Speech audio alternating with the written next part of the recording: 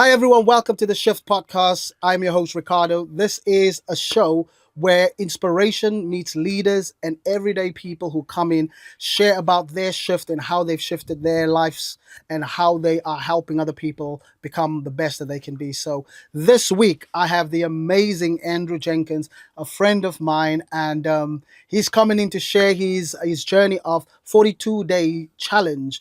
But he will tell you more about that. Andrew, welcome to the show. Thanks for having me back. I'm quite honoured to be back the second time. It's like, well, it must have gone well the first time, getting the second invite back. So, no, I love being, I like being around you, Ricardo. You're a great guy. So, brilliant. Looking forward to it. No, definitely, man. Because the last time you came with Charlotte. Yeah, that was right. Yeah.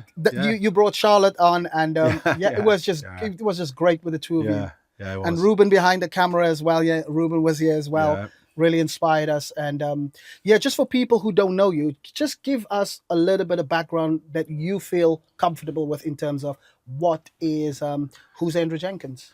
Well, I'm a guy who's been on a huge self-discovery journey, I suppose, the last 2 years, and trying to find out who the real Andrew Jenkins is. Wow. You're brought up, like lots of people in this country, from a very young age, you get conditioned to fit in with society. You get told what to do. Other people push their beliefs onto you, which are sometimes outdated or even incorrect. So you're brought, first of all, your parents do it, and rightfully so in some instances. They give you basic manners and everything, but then sometimes they push their beliefs onto you.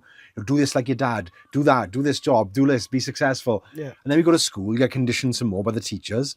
Sit there, do this, you have to go to university. You think, well, I don't want to go to university, but you have to. That's what successful people do, is go to university. Yeah. And then you get in with the cool kids in school. Then you start like drinking, smoking, acting the clown in class, clown in school to be popular in the school with their mates in school. And then you either go off to university because we're told that's what you have to do, or we get a job with the nicest salary, the biggest salary we can, because we're led to believe that more money means more happiness. And so I know you wake up one day then and you're in a house with somebody you don't really want to be with. You're dragging yourself to a job every day that doesn't fulfill you, but you think it pays the bills, it's good money. And you look in the mirror, you think, who's this guy like? And people call it a midlife crisis. I don't think it is. I think it's an awakening. You realise who the real person is. Yeah. So you're down here and you've got like 10, 20 levels above of hurt, upset, social acceptance, people living a life for other people, basically. So you wear a mask. So I've taken my mask off about 2 years ago. I'm now living my life the way I want to live it. Yeah. Because my upbringing, my parents are amazing people. I love them to bits. I got 3 brothers. My dad's 81, my mother's 78. Been married 60 years. They're really old school. Like they've never been in an airplane. They've never driven a car, either of them. They have the same meals every night, food. They watch the same soaps on the telly. They're creatures of habit. They don't like change. They got a fixed mindset. So I was brought up in that environment. And also I was brought up in rugby clubs from 5 years of age, in a gym from 14 years of age. So now all we know is probably called toxic masculinity, I suppose. I grew up, watching older men. Now, where do young boys learn how to be men? Watching older people in the rugby club, the pub, the school. Yeah. And you're watching older boys, and the 4 metrics I had growing up, what a man was. And it's funny, people laugh at this. The 4 measures I thought what a man was: how many pints you could drink, how many girls you've been out with, how much you could bench press, and how many fights you'd won. And that was the 4 measures out of a man. If you drank 20 pints, you were brilliant. Yeah. Drank 4 pints, they call you names. Yeah. They take the mick out of you. Do you mean that's mad? There was no feelings and emotions spoken about. Wow. So I was brought up in a household thinking, I'm a man, I can't show feelings and emotions. Yeah. And then on the 20th of August, 1999, I was in a road traffic accident. It changed my life forever, basically. So, I was pronounced dead on the side of the road. And then I was in a coma for 4 weeks.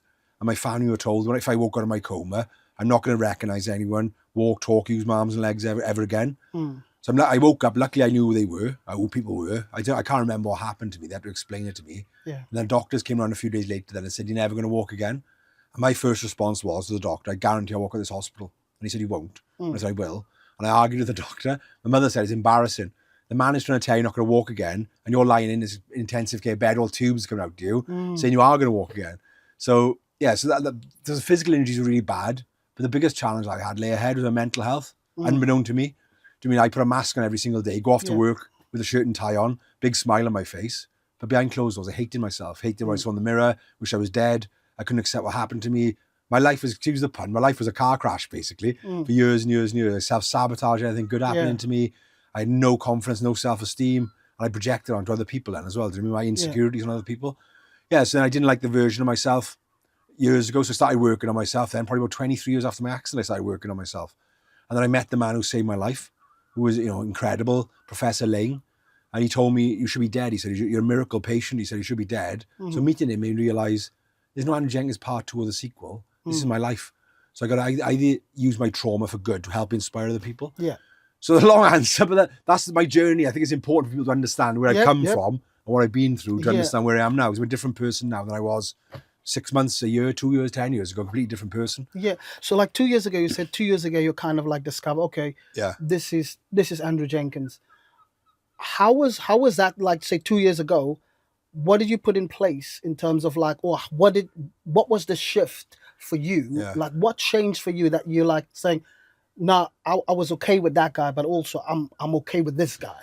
So I did a lot of reading, a lot of studying, a lot of self-analysis. I think people, I held a mirror up in front of myself, basically, and that's scary. I can see why people don't do it. Some people go through their whole their lives just accepting the way they are. People say, oh, that's just the way he is, that's the way she is. No, they can change. With neuroplasticity in our brain, we know we can change if we want to. And I didn't like the version I had of the person I was, really. So I held a mirror up to myself, and it's scary, being vulnerable. You look at your deepest, darkest secrets, your triggers, your faults, and work on them. Yeah. And it's scary. I mean, you feel vulnerable, you feel naked, you feel afraid, you feel out of control. But until you start being vulnerable with people, once you start being vulnerable, the relationships, your friends, your family, are much better, because again, the true version of yourself, I'm being my true authentic self now. I'm not being some big strong gym person, rugby boy, this false person, drink 20 pints, and I'm not that person. I just did that to fit in, because I thought that's what I had to do to fit in. But I'm not. I'm being my authentic self. I've taken my mask off, and there's people, go through their whole lives wearing a mask. And I understand sometimes. I'm not knocking them people. That's fine if they want to do it, but they'll never be truly content and happy. Yeah. Because I had, for years, I had a nice body, I trained hard. My girlfriend was good looking, had a nice house, nice car, good salary, but I still wasn't happy. So I get frustrated with myself all the time thinking, when will I be happy? If I was a man looking at my life from the outside, I'd want what I had. I want my car, my house, my body, everything, but it's still empty. And the reason I didn't find my purpose. So I haven't got any of that anymore now. Do you mean not much? I haven't got a job, but I feel more happy now, more content now in my heart and my soul than I ever in my life. The material just made me realize the material things don't matter at all in life. It's not important. Definitely. Like with your mom and your dad and your family, like you were saying, that story, particularly mom and dad. How, like 2 years ago, when the shift happened for you, how did they take it, or like, what's that relationship like? We never spoke over the accident. I only spoke to my mother and father about the accident about 18 months ago. It was brushed under the carpet for 24 years. We never spoke about it. So I done a lot of work and analysis and studying on myself, and a lot of work. So I sat them down one day, because I met the man who saved my life, and then I wanted to start sharing my story with other people, other men, men and women, I suppose, but men relatable. I didn't want people to suffer like I did for 24 years in silence. Open up and talking doesn't make you weak. So I met the man who saved my life. I wanted to start posting things on social media, but I didn't want my family to find out third party, because obviously it involved them. So I sat with mother and father on a Friday afternoon, and I said, I want to talk about the accident. And they said, what do you want to talk about that for? I said, because I want to talk about it. And they go, you're a different boy, you changed. You're not the same boy anymore. I said, what do you mean not the same boy? What do you mean by that? Oh, you're quiet, you're moody. I said, it's funny, I said to them. I said, every time you meet anybody outside of this house, people I worked with, friends, anybody, Andrew's fun, he's the life and soul of the party. But when I come in here, I go in my shell. I said, I didn't think dad loved me anymore. Because anyway, I thought of making my dad proud growing up. I was playing rugby from 5 years of age to 21. Rugby. My brothers all played rugby as well. Yeah. And the only time I ever really spent with my dad was rugby, the only quality time. So before the game on the Saturday or the Sunday, we talk about the game, who we got on the weekend and that. After the game, then we talk about rugby. And that's the only real quality conversation or time I had with my dad was rugby. So when I couldn't play rugby anymore, I lost my dad's time. I lost his love. And my dad's never said he's loved me. I know he does, but he never said it to me. And the way he showed his love to me is his time. That's so right. He gives up his love languages to me. So every time, he wouldn't miss any of my match, any games. He'd be on the touchline, the rain, the sleet, the snow, freezing, soaking wet. He wouldn't miss a game. So that was his way of showing he loves me. But obviously so effectively, when I couldn't play rugby anymore, I didn't have his time. Yeah. And then I was watching him spending time with my brothers. My brothers would come to the house on a Sunday or whatever for family dinner. I played rugby yesterday. I scored a try. I had a fight. My dad's sitting there listening to it. I'm sat there thinking, what can I talk about? I've got nothing to talk about. My brothers are better than me. I thought he loved them more than me. And this went on for 20 odd years, because obviously, I say it out loud, it sounds crazy now, but I was obviously a man who can't have feelings and emotions, do you know what I mean? To get on with it, man up and all that sort of thing. So I didn't talk about it. So I sat them down and talked to them on the Friday about it. And we didn't go into much detail really, because it's their generation. Do you know what I mean? The way they showed their love to me was a roof over my head, clothes on my back and food on the table. Food on the table. And that's it. And that's what they had to do, I suppose, growing up to me. And they were amazing parents. Yeah. My mother was an old-fashioned housewife, I suppose. She gave up her career in National Westminster Bank. She had a good job. But she gave up her career to bring up her 4 boys. I got 2 older brothers. One's 9 years older than me. One's 7 years older than me. And his one is me.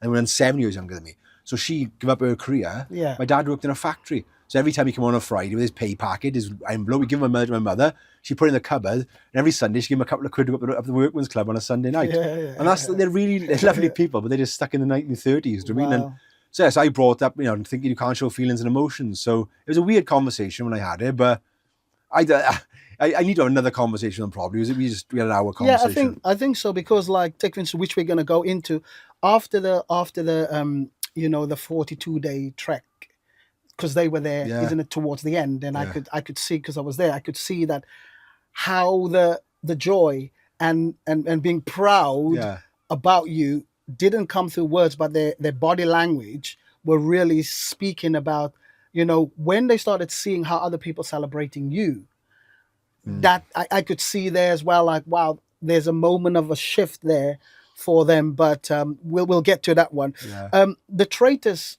how did that come about for you? I didn't ask you about that the other time. How did it come about? I got a page on Instagram called Strengthen You Limited. So I set up a company called Strengthen You, because I believe every single person in this world has got the strength within them to achieve something great in life. You've got to find what that is. You've got to find what your power is, your purpose, your why, and then work hard, surround yourself with great people, and then you can achieve anything. I don't say anything in life, because I'm not all about unicorns and rainbows. But you can achieve most things in life that you really want. Like in my life, anything I've really wanted, I've got. In jobs, career, whatever I've put my mind to, I've done it. If I listened to the doctors 25 years ago, I wouldn't have walked in this room today. I could have just laid there, felt sorry for myself and died. There's a lot of people in the hospital around me who died, whose injuries weren't that bad. They just give up on life. And I think in life, I don't believe in luck. A lot of it's in your head, in your heart. If you want something bad enough, go and get it. And don't let nobody try and stop you. Chase your dream and go after it. So I had a page on Instagram called Strengthen You, and then a casting person that messaged me on Instagram saying, "Oh, you look like a nice guy. You seem like a nice guy. Your story looks incredible. Do you want to apply for this show?" I didn't initially apply for it. I don't like reality TV, so I wouldn't have really applied for it. So I had to go through the right process. They didn't just give me the place. I had to go through the process.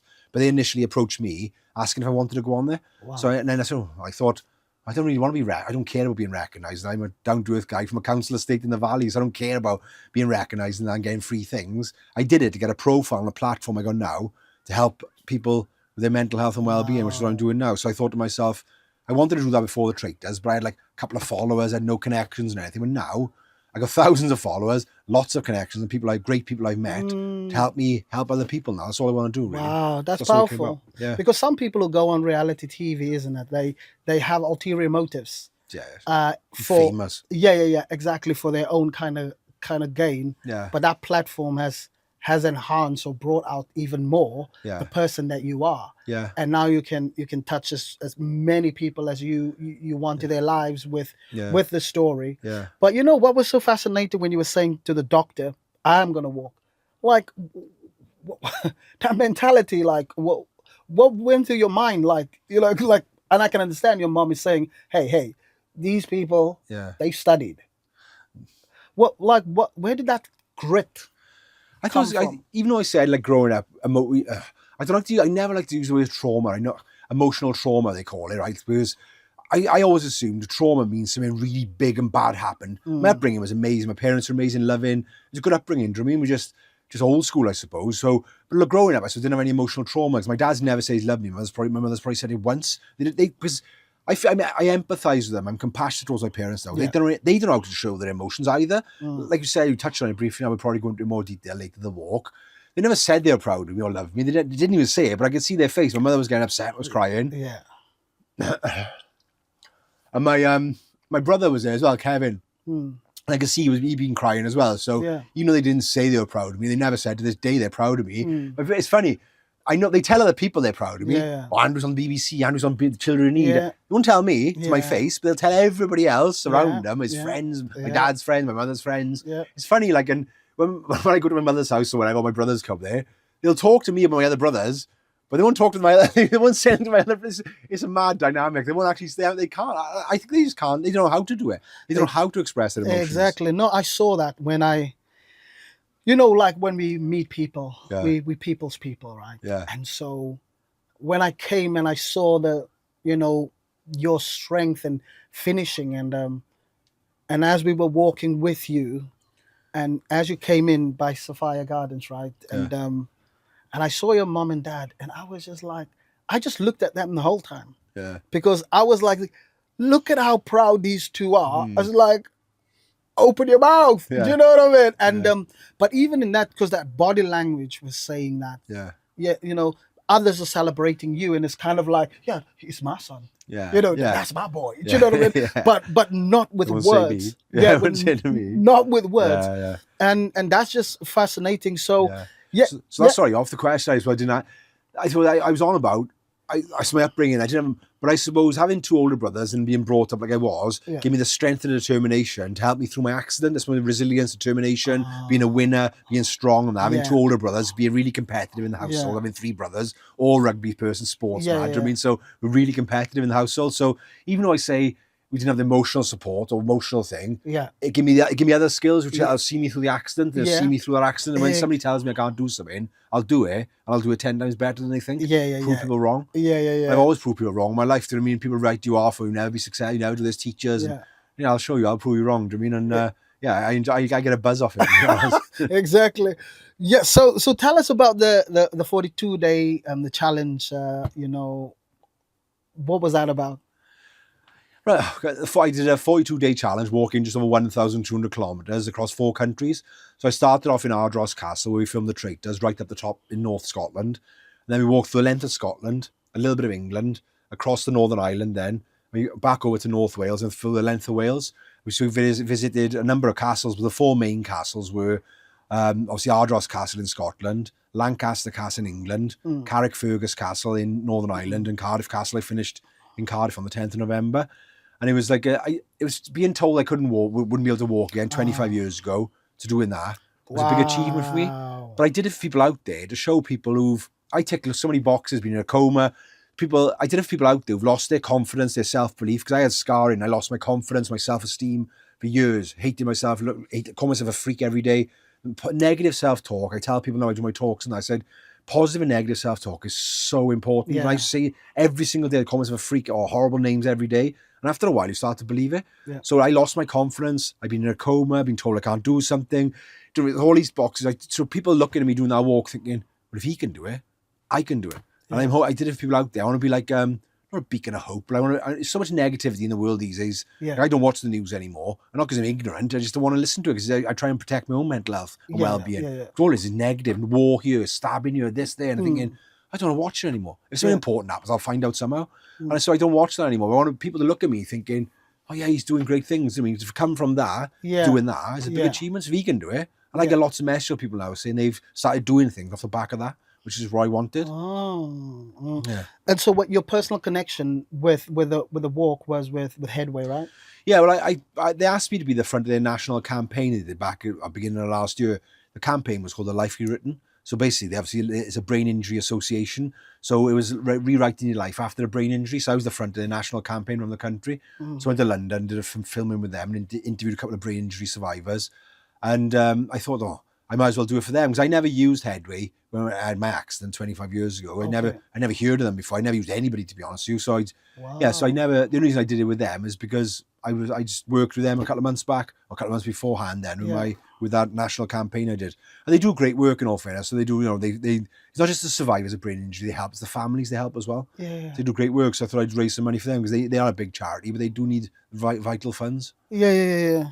So before starting this track, what kind of preparation did you have to do, both physically and mentally? Because there were times when we met up, and you were just like, it's like, oh man, I just gotta find some strength from somewhere, just to kind of like get you going, and to complete it in 42 days. Yeah, it normally takes a few months, 3 or 4 months, as some people say. Yeah. What was that preparation for you like? You said we met a few times beforehand, and I was a little bit nervous, to be honest, because a few weeks before that, my walk, I did a walk with my brother. My brother did a walk with his company for charity, and that was 85 kilometres from Mumbles Pier in Swansea to Pontyclun Rugby Club. It was quite a long walk through the night. We started at 12 o'clock midnight, I had to drop out after 50. I dropped out in Porth Call.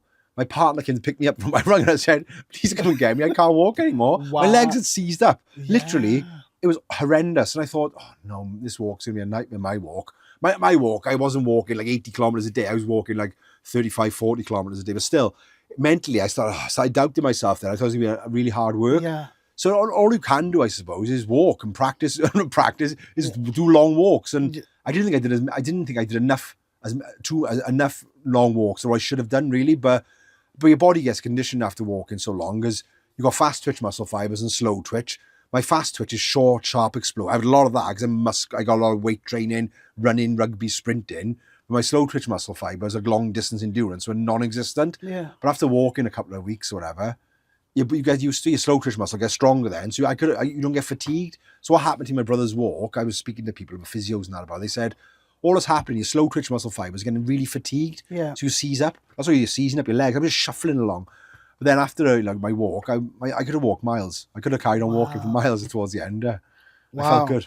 That's crazy. Because I spoke to some of the guys that was All right. your guides. Yeah. And these guys, as you guys came in, one of the guys were just like, man, this guy's a beast, man.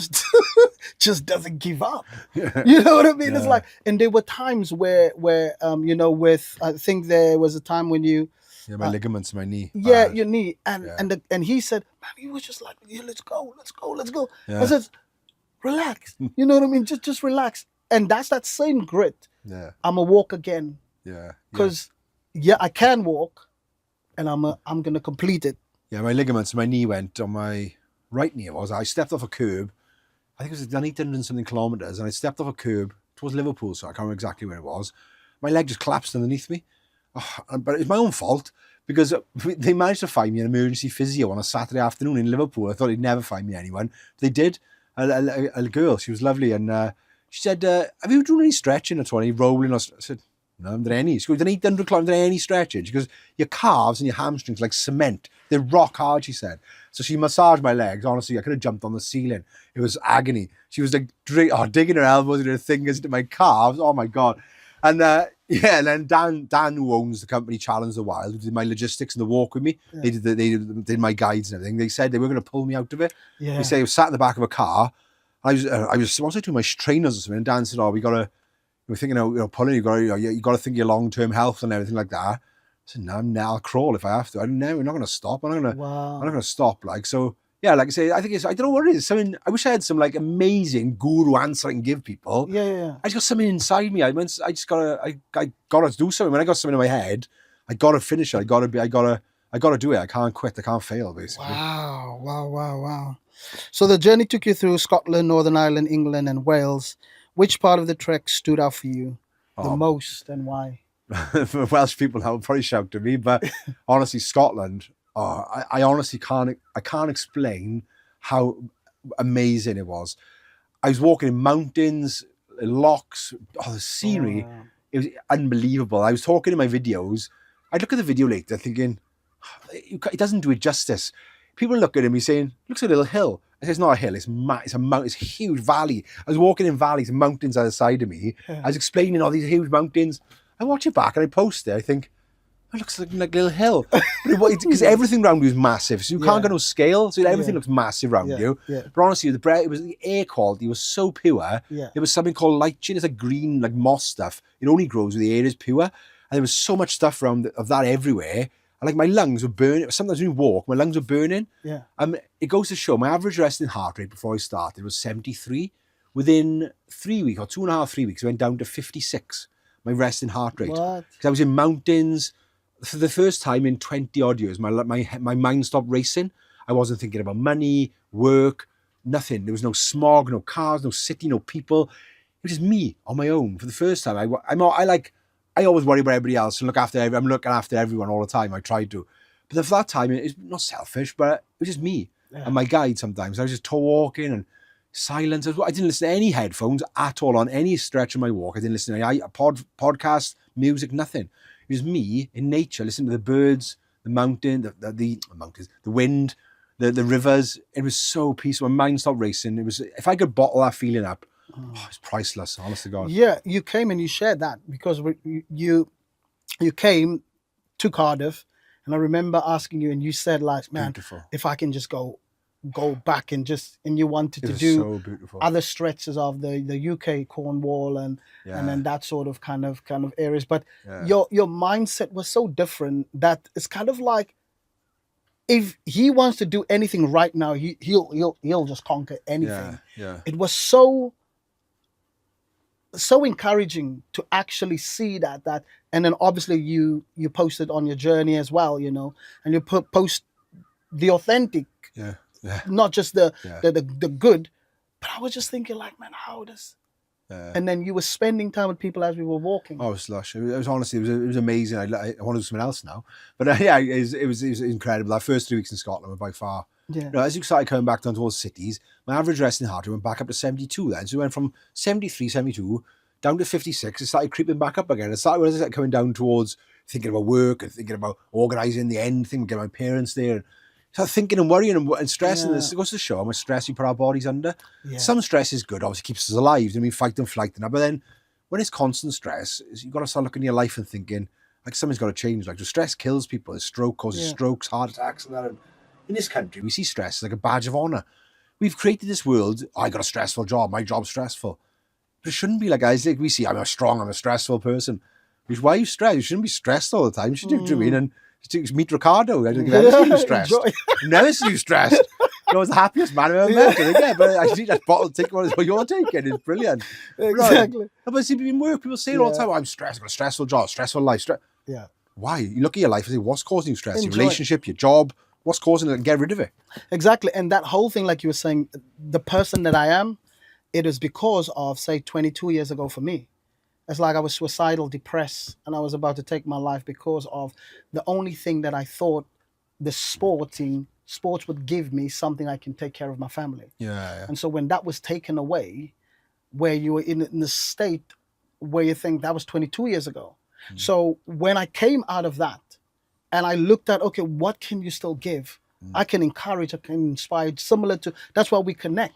Yeah. So why would I wake up in the morning knowing that I could have been dead 22 years ago? Yeah. You could have been dead by saying I'm going to walk again. So even though we go through stresses, which there are stresses that we, I'm not going to put stress on me. Yeah. External stresses that is not good for my journey. Yeah. So for me, it's like when I get up, knowing that I could have been dead 22 years ago, my perspective is when I open the door and close that door, I'm going to touch as many lives as I can. Yeah. And if I'm not here, I've poured my life out. Yeah. I've blessed people, and that's it.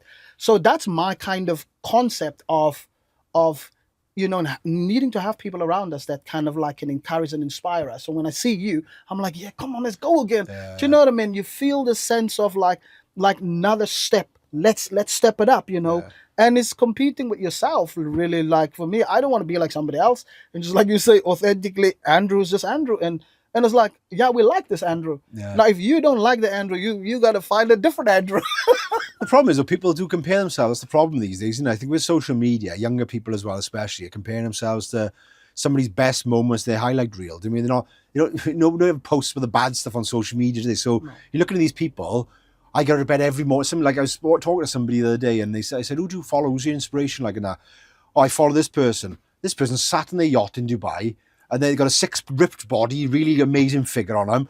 I get up every morning at 4 o'clock, I have a nice bath, and then I do yoga, then I do meditation, then I go to the gym, then all before 9 o'clock in the morning. Oh, and they have 10 hours of sleep as well. So I said, do they really? I said, you got 2 screaming kids in the house, you got a full-time day job, you got a house to maintain. Yeah. I said, and you're beating yourselves up because you can't copy this bloke. I said, yeah. The things he said are good, like for ice baths are good, breath work's good, meditation, it's all really good stuff.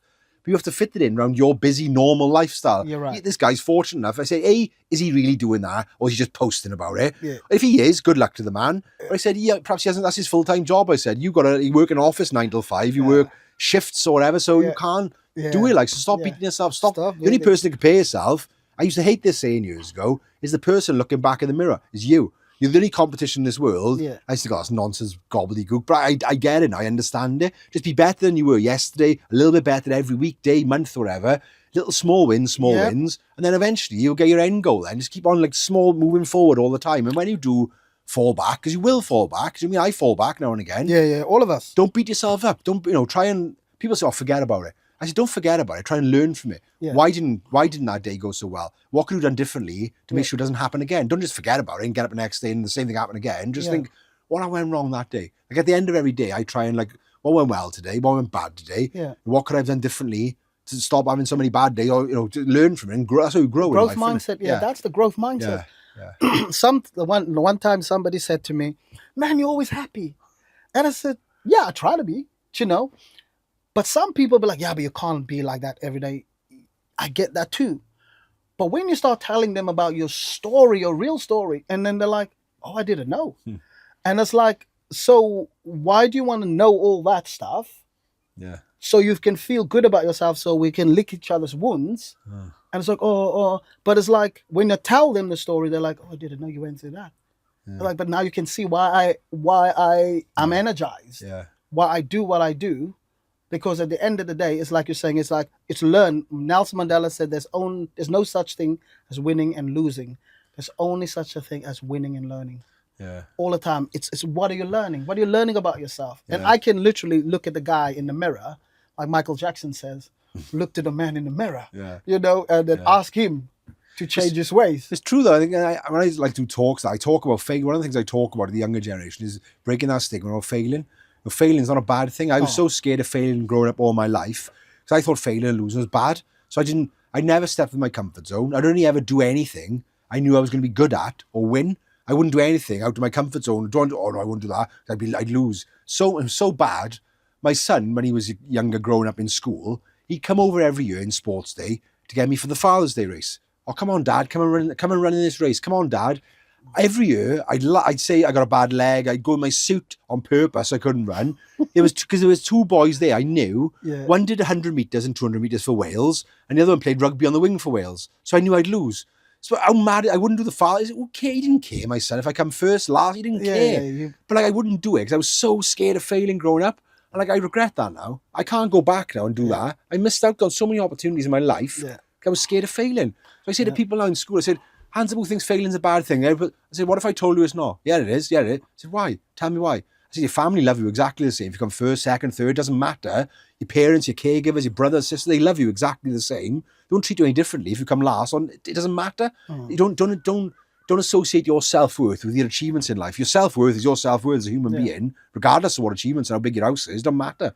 You're still a nice person." Do you know what I mean? So that's what I try and talk about, because people attach their self-worth to material things and achievements in life now. And it happens from a young age in school. You get an A grade in school, teachers love you. Get an E grade, you get written off. So it starts from a young age. Send Ricardo in there. Yeah. It starts from a young age. You see it all the time in schools. But it does. Kids think they're bad people. I know lots of really rich, successful people who are not nice people. On the other hand, I know people got no money, but lovely human beings, lovely, valuable human beings. And we got other people then, the other end of the scale, who got everything, but they're not nice people at all. Together, they stepped in everyone, upset people, they don't care. Yeah. So I said, don't judge yourself by the material things in life. 100%, doesn't matter. I've had all that stuff before, and I wasn't happy. Exactly, man. Yeah. So a couple of questions. How has this experience, this trek changed you personally? What did you learn about Andrew? I learned that I can achieve. How resilient I was, probably how strong I am, but also how precious time is. Time, we take it for granted. Yeah. But we're not guaranteed to wake up tomorrow. There's thousands of people went to bed last night with dreams who didn't wake up this morning. Do you mean? And I say, time is so precious, and I know that can get taken from you so quickly. Yeah. If I died at 21, look back, what have I achieved in my life? What have I done? Got drunk every weekend at the rugby club. Yeah. What have I done? Wishing my life away, work hard all week, Monday to Friday, my corporate job at banking, whatever job. We live for the weekend, get drunk on the weekend. It's the same cycle every day, every week. And I'm thinking, what a waste of life. I enjoyed it, don't be wrong. I had a laugh when I was younger and everything. But looking back, thinking, what have I actually done in my life? What have I achieved in my life? So time is so precious. And when I was walking, I bumped into so many people from America, from Canada, all over the world. And there was one couple who really stood out to me. There was one, I think in the late 70s. They're walking really long way on the West Highland Way, which is a really lovely route. And we talk. I love talking, as you can tell by this podcast. I was talking to these people, and they all said to me they wish they'd done this sooner. They wish they'd done this years and years ago, because they're in their 70s. They really struggled. They did it. They were fit. They said they wish they'd done this sooner. Do you know what I mean? They wish they'd done this years ago. Yeah. So I say to people now, don't put off that dream holiday, that applying for that job, telling that person you love them. Don't put it off. Do you know what I mean? Don't put it off. Just do it. Just go and do it. I always look at myself and I think, if I got to make a decision, I think, what's the worst that can happen? I always think to myself, what's the worst that can happen? I'm not going to die. I'm not upsetting anyone or hurting anyone. I'm not going to die. Go for it. Yeah. So go for it. That's a powerful mindset to have, man. And just in closing, what is what is it that you do now at the moment in terms of like you're no longer in your job? What is it that you do in terms of, and how can people connect with your social media platforms and so on? I call it educational talks. People say you're a keynote speaker, motivational speaker. I said I don't like that, because I've watched lots of them motivational speakers, and you're watching them thinking, yeah, great story, that's not relatable. But I say I'm an educator, because I want people, when they watch me and listen to me, to take things away they can implement in their own lives, their friends, their loved ones, their family. So I say, when I'm doing a talk, I say to the room, if you leave here today and take nothing from it, I failed. I've not only failed myself, but more important, I failed you. So I want you to be able to take one thing away you're going to do differently or change. So I call myself an educator. So I do a lot of talks, like educational talks. And my passion is working with the younger generation, because I think if you want to change the stigma in the culture in this country, we have to educate the younger generation. Yeah. It's great to me standing up in front of like 40, 50, 60-year-old men and women, but like, you want to change the culture, it's got to happen between the ages of 11 or younger to 22, say, them people, because sometimes their parents don't know. How can they teach their children? Do you know what I mean? So Yeah. I say, why aren't we, suicide rates are going up, debt is costing the country millions and billions of pounds, and obesity is costing just billions of pounds. So why aren't we teaching our children in school about calories in, calories out? It's not rocket science, and get them to move more. Teach them about APR's percentages, so that when they leave school, they know if they borrow money, it's going to cost this much money. And also give them a basic understanding of their moods and emotions, so they know they know their triggers, but also what sort of things they can do to get them out of it. Do you mean, rather than, I've read a statistic the other day, like there's kids now at 10 years of age having hip replacements because they're obese. 10 years of age, it's disgusting. Obesity at 10, I'm in a hip replacement. Wow. And also, there's so many things, so many statistics out there. Like, and there's also, like, I can't remember the statistics off the top of my head, but like so many children under the age of 22 getting medication now for depression, just getting pills. So they go to the doctors, and the doctor haven't got time to sit with them and go through the root cause, what's causing that problem. I'll just have them, give them pills. Then that's not getting the problem. That is, when they stop taking them pills, they'll fall back down. Yeah. And the pills just numb every emotion, happy and good. So I think, if the children understood that, I'm in a bit of a down day, what's going wrong? What can I do to change it? Get out to go for a walk in nature, go to the gym, play with your friends, do something, rather than just sitting in the house on your computer all the time and getting worse and worse and worse. I think when something really bad happens, someone tries to take their own life for a serious mental illness, I think that could have been prevented a lot of the time, months or years before. Yeah. I believe in prevention is better than cure. Just giving the people the tools and educating them so it doesn't get that far, basically. So I do a lot of talks and that sort of thing at the moment. And my social media really, so my website is andrewjenkins.co. It is .co, not .co.uk. My LinkedIn is Andrew Jenkins, or my Instagram, Andrew Jenkins Official. They're the three ones people use the most, really, to get hold of me. Proud of you, man. Thank you. Proud of you. Thank you so much for coming once again. And you would be my guest residence. You'll be coming back again. No, but good. Andrew, proud of you, man. And really encouraged by that 42-day trek and mindset. And I know people, if you, like you were saying, take something away, take something practical away, apply it in your life and create your own shift. So guys, thank you so much for watching and listening. We'll be back next week on the same podcast, The Shift. Remember, keep shifting paradigms. Peace.